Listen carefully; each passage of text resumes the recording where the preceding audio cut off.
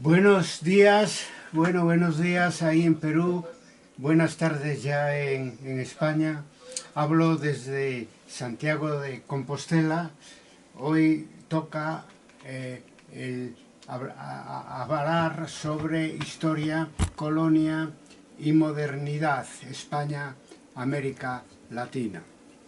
Bien, perdidas sus últimas colonias en América, en 1892 España proclama el Día de la Hispanidad para celebrar, decían, la llegada a América de Cristóbal Colón el 12 de octubre de 1492, que en realidad fue el principio de la conquista de América y su colonización posterior, como todos sabemos. Esto había sido una propuesta anterior de historiadores americanistas españoles, ¿no?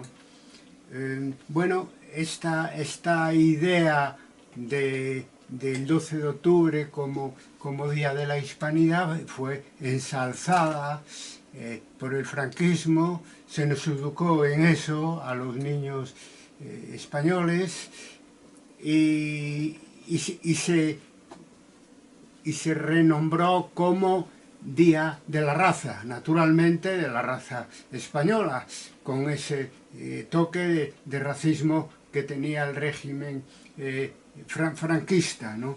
Después, en democracia, después de la transición, se continuó con esta festividad del 12 de octubre que de una manera, digamos, más descafeinada, ¿no? Se hablaba del día del descubrimiento de América, del encuentro de dos mundos, hasta que ya muy cerca de nosotros, a finales del siglo XX, afortunadamente, gobiernos latinoamericanos rebautizaron el 12 de octubre pues como Día de los Pueblos Originarios, Día de la Resistencia Indígena, Día de la Descolonización, Día de la Diversidad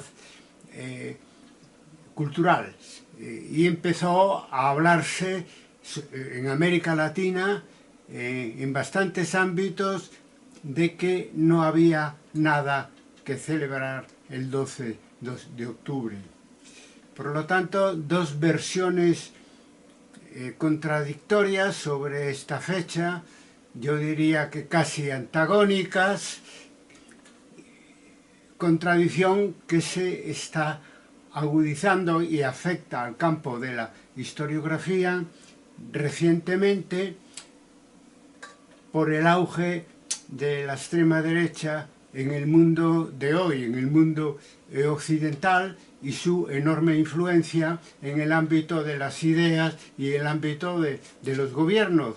Recordar que ahora mismo vosotros pues tenéis a Milei en Argentina, y antes estuvo de aprendiz de dictador Bolsonaro en Brasil, y antes y después, en los dos casos, las dos versiones que conocemos del ultra Donald Trump en los Estados Unidos de América, ¿no?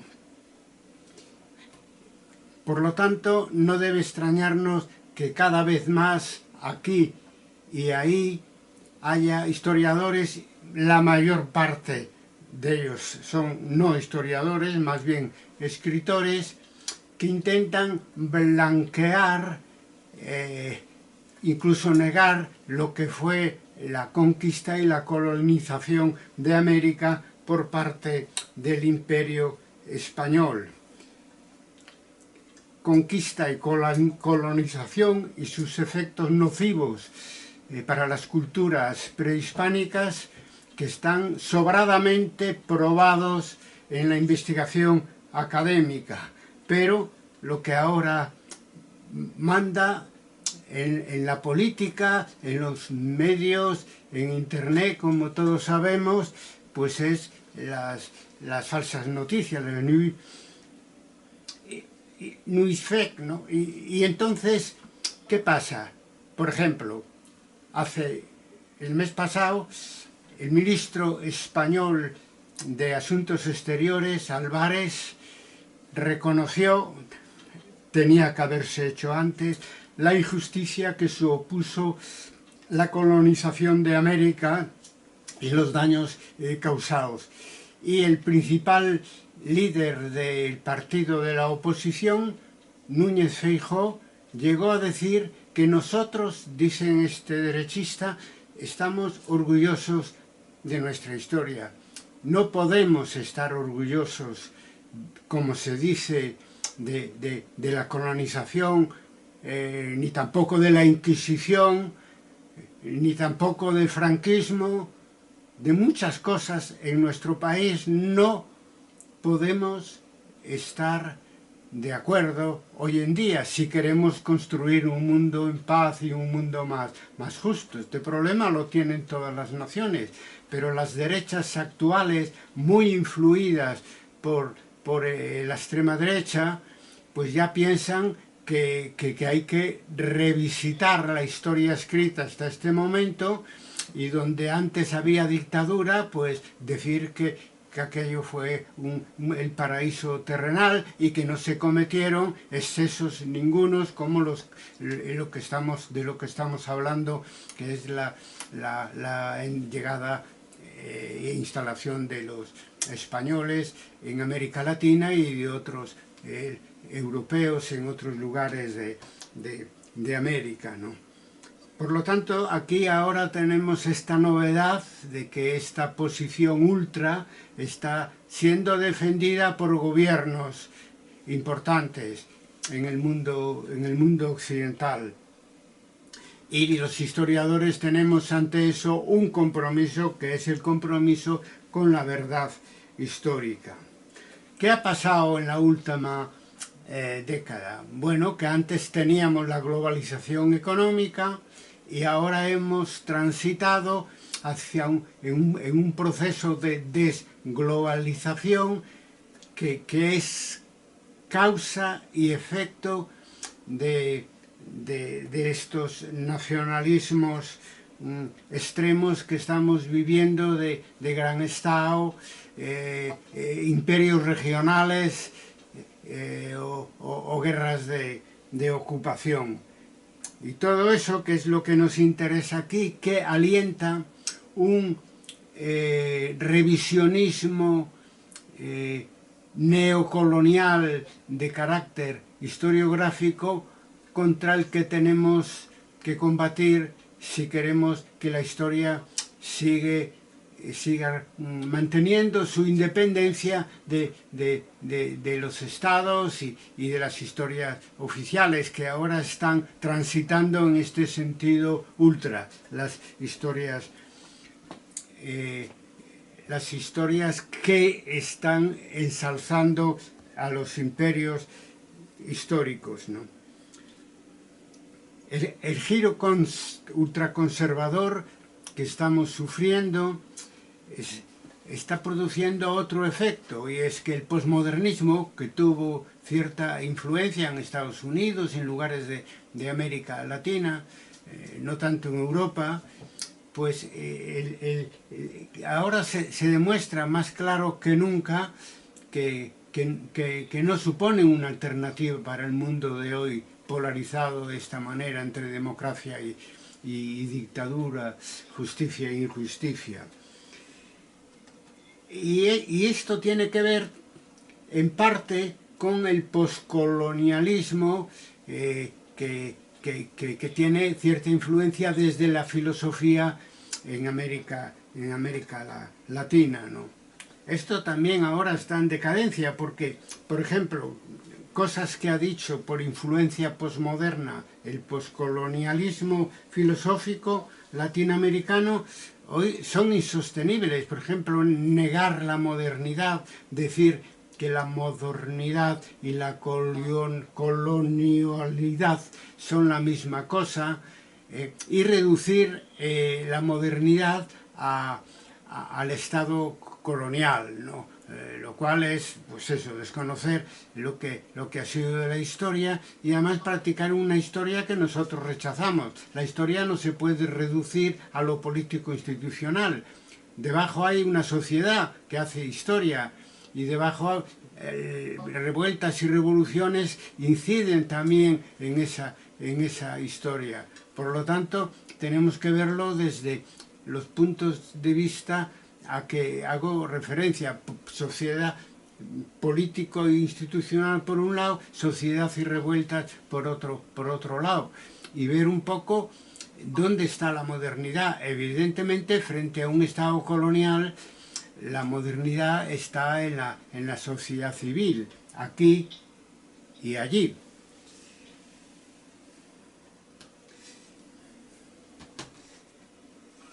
Estamos, sin embargo, más de acuerdo, porque ya se hacía antes, pero no sobra recalcarlo hoy, en lo que se llama no poscolonial, sino decolonial. Es decir, volver a visitar la historia de América Latina desde un punto de vista no colonizador, porque los pueblos y las naciones latinoamericanas y en todo el mundo tenemos derecho a tener nuestra propia historia, es decir, a escribir nuestra propia historia desde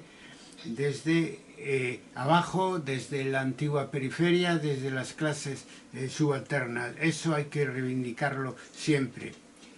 Por eso, por lo que estamos hablando aquí, nosotros somos partidarios de, ante el auge de la globalización y la desglobalización, que ahora lo último está sirviendo para propagar las ideas ultraconservadoras, somos partidarios de unir esfuerzos a los dos lados del Atlántico, ¿no?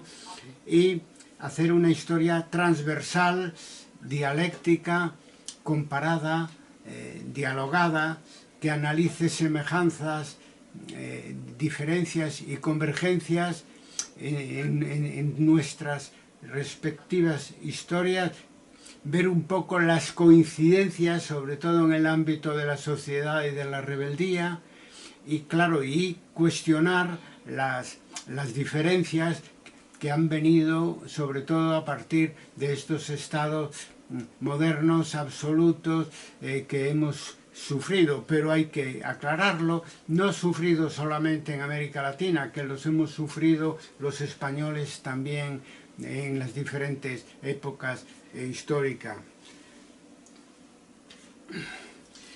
Por eso que proponemos 5 ejemplos donde se puede practicar este contraste y esta cooperación, algo en lo que yo puedo hablar con cierta autoridad, porque durante más de 30 años en la Red Académica Internacional de Historia y Debate hemos practicado este intercambio y hemos practicado, a pesar de nuestras posibles diferencias, hemos practicado ese frente común en favor de una historiografía crítica.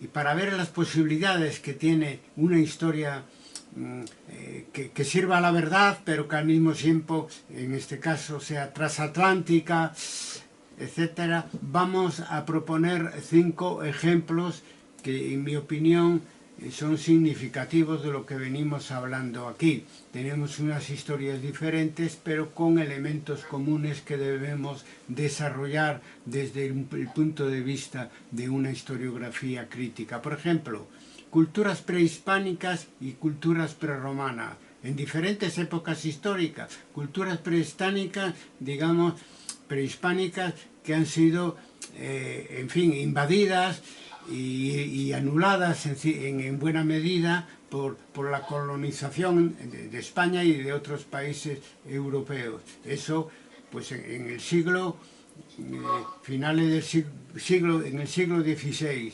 Y por otro lado, nosotros hemos vivido siglos atrás una experiencia parecida, ¿no? Y es la invasión de la península ibérica y el fin de las culturas indígenas anteriores. Claro, la diferencia notable en el caso de la colonización americana, es que allí se destruyeron civilizaciones importantes, ¿no? Como ese Inca, son los incas, los aztecas, los mayas, y sin embargo, siglos antes, en la ocupación de la península ibérica por el Imperio de Roma, pues se acabó con las culturas indígenas de tipo tribal que todavía en aquel momento estábamos en esa fase, y nunca después se pudieron desarrollar más porque, claro, el marco del imperio fue el que definió, digamos,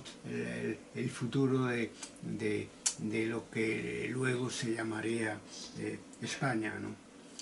Otro paralelismo, ya en el siglo XVI, podemos confirmar entre las resistencias indígenas al Imperio Español, por un lado, y las comunidades de Castilla, por el otro. Las comunidades de Castilla, paralelamente a la colonización de América, pues fue una rebelión principalmente de las ciudades, de gran parte de Castilla, que tenía el mismo enemigo, el mismo adversario, digamos, que las resistencias indígenas americanas, que era Carlos I de España y V de Alemania, es decir, el Estado imperial. Otro paralelismo en los siglos XVI, XVII, XVIII, es decir, en la época de la colonia había colonizadores españoles en vuestro continente, enviados por este Estado imperial contra el que nuestros antecesores luchaban también aquí en España, y por otro lado también había españoles humanistas. Es decir, que para hacer una historia dialéctica hay que decirlo también. El ejemplo más notorio es Bartolomé de las Casas, el que luego fue obispo de Chiapas. Y entonces, ¿qué conclusión sacamos? Pues y volvemos a la crítica que hacíamos al postcolonialismo. Pues la conclusión que sacamos es que no hay una sola modernidad, porque las sociedades están divididas en clase, en diferencias entre gobernantes y gobernados, etc. No, hay dos tipos de modernidad. Hay la modernidad que está vinculada a la defensa de los derechos humanos desde Bartolomé de las Casas, en este caso de los derechos humanos indígenas, y otra modernidad que no merece ese nombre, falsa, que está vinculada a la violencia, a la imposición, a la explotación por parte del Estado imperial español sobre las poblaciones indígenas, en este caso americanas. También podemos ya en el siglo XIX hablar del paralelismo entre los latinoamericanos independentistas luchando contra el imperio español, y los liberales españoles que también luchaban contra el mismo Estado para acabar con los residuos de feudalismo que existían en ese momento en España, ¿no? Por lo tanto, son dos tipos de rebeldía que tienen un adversario común, que es el Estado absoluto en España, en su forma imperial, pero también en su forma oligárquica en nuestro país, ¿no? Entonces éramos rebeldes ambos contra ese Estado absoluto, y además bebíamos de las mismas fuentes, porque la Ilustración francesa, de gran influencia en el siglo XVIII ya en España y en América Latina, es donde habíamos aprendido nuestros objetivos, habíamos sacado nuestros objetivos para cambiar las sociedades, ¿no? Que son naciones independientes y soberanas, y que son, pues, acabar con el régimen, con los regímenes estamentales del antiguo régimen del absolutismo español, hasta llegar por fin al siglo actual, al siglo XXI, donde esa cooperación está muy igualada ya, y es, digamos, que es en el movimiento social global. Entonces, eso se inició en el año 1 con el movimiento, 2001, con el movimiento altermundista, y se funda en Porto Alegre, Brasil, el foro de Porto Alegre, que fue un movimiento importante con la globalización que en aquel momento existía, de tipo económico, vinculada al pensamiento único neoliberal. Entonces ahí ya se combinaban europeos y americanos de igual a igual, ya digo. De hecho, la sede de ese movimiento altermundista se situó en Brasil. Luego, en 2010, ese movimiento social global que ha ido cambiando, es una característica del siglo XXI, ha ido cambiando sus objetivos y de fisonomía en las 2 décadas que han transcurrido ya del siglo XXI, pues decía que en el 2011 es el movimiento de los indignados, que se inicia en el norte de África. En España tiene por el 15M una importancia extraordinaria, porque cambió la política española e hizo posible lo que hoy tenemos, ¿no? Que es casi el único gobierno de coalición progresista exitoso que tenemos en Europa, ¿no? Pues eso ha tenido su origen lejano en el año 2011, en el movimiento de los indignados, que después, en esa década, que es la década anterior a la que estamos, ha ido manifestándose en diversos países de América Latina. El último de ellos, Perú, como bien vosotros sabéis y habéis protagonizado en el mes pasado, porque en el año 2025 se da una triple manifestación de un movimiento social global que demuestra su enorme fuerza, porque tenemos que hablar de cientos de miles, de millones de movilizados, ¿no? En el mundo occidental, y ya últimamente también en el mundo oriental. Me refiero primero a la generación Z, que son, voy a hablar de tres movilizaciones que son del mes anterior al que estamos, del mes de octubre. Primero, la generación Z, vuestra generación Z, que se ha manifestado aquí de una manera clamorosa, pero también va camino de hacerlo en otros países. Por ejemplo, es la generación que le ha dado el triunfo a Mamdani como alcalde de Nueva York, Mamdani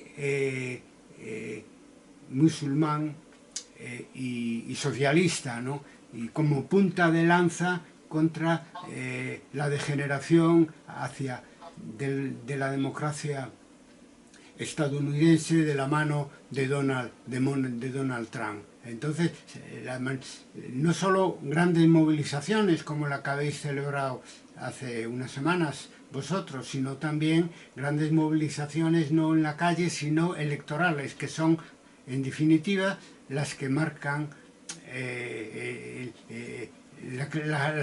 las que permiten triunfar, ¿no? Con los cambios en los congresos de diputados y en los gobiernos, ¿no? Y es el camino que tenemos que seguir: doble movilizaciones y voto a opciones democráticas, regeneradoras, progresistas, para frenar a esta extrema derecha rampante que sorpresivamente estamos padeciendo en el siglo XXI. Otro movimiento muy importante que se acaba de manifestar en el mes pasado es el No King, es decir, 7 millones de personas se movilizaron en los Estados Unidos contra el aprendiz y peligroso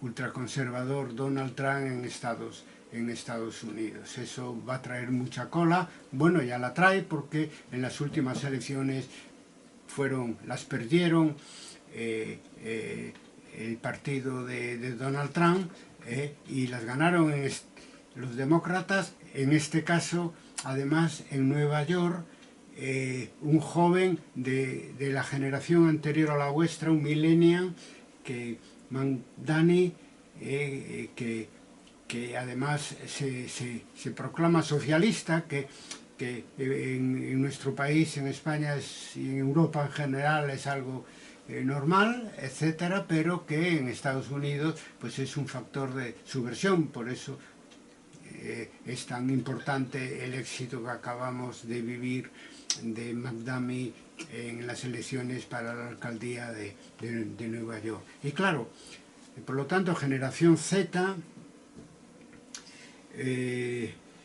no kings, no reyes, queremos democracia. Y en tercer lugar, Gaza, la solidaridad con Gaza.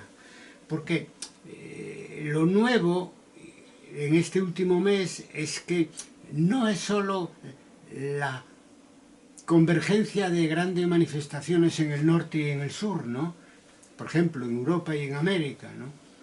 Sino además esa misma coincidencia se da entre Occidente y Oriente, y eso han sido las manifestaciones alrededor del 10 de octubre en solidaridad con Palestina, que fueron enormes, no sé de millones, pero de cientos de miles seguro en Europa y en Oriente, ¿no? Entonces, y que además consiguieron un alto el fuego, porque fueron esas movilizaciones enormes las que hicieron inviable la locura genocida de Netanyahu en el Estado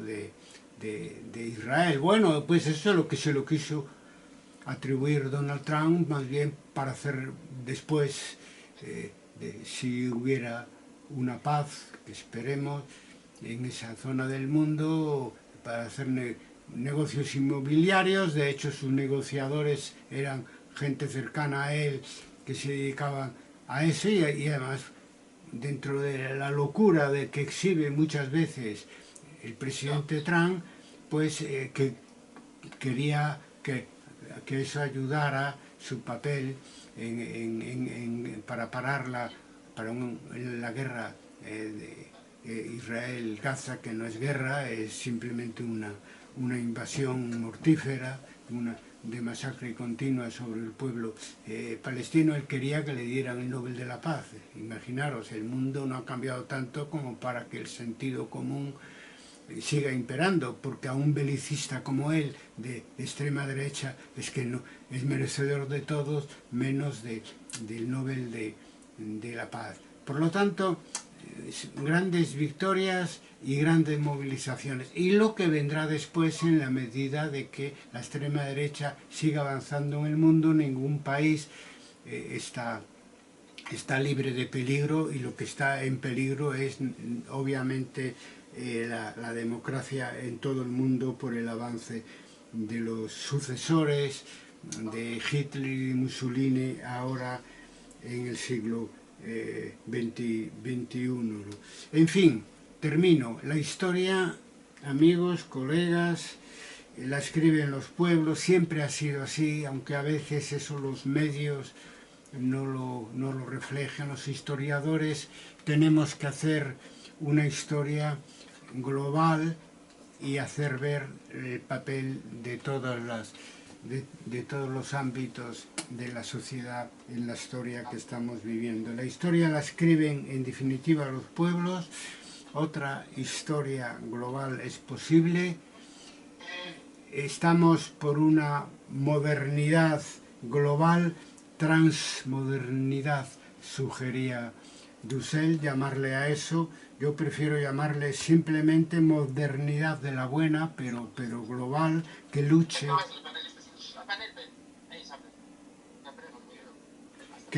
contra el auge de la extrema derecha en el mundo, las nuevas guerras y los nuevos imperios tipo ruso o israelí de ultraderecha en el mundo,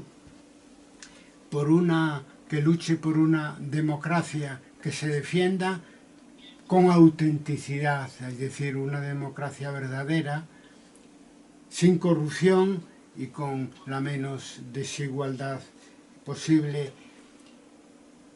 Un mundo que dé lugar, porque lo necesita, a una gobernanza mundial más efectiva. La ONU hoy prácticamente no existe, y los demás organismos internacionales, que dé lugar a una gobernanza mundial efectiva, democrática e igualitaria.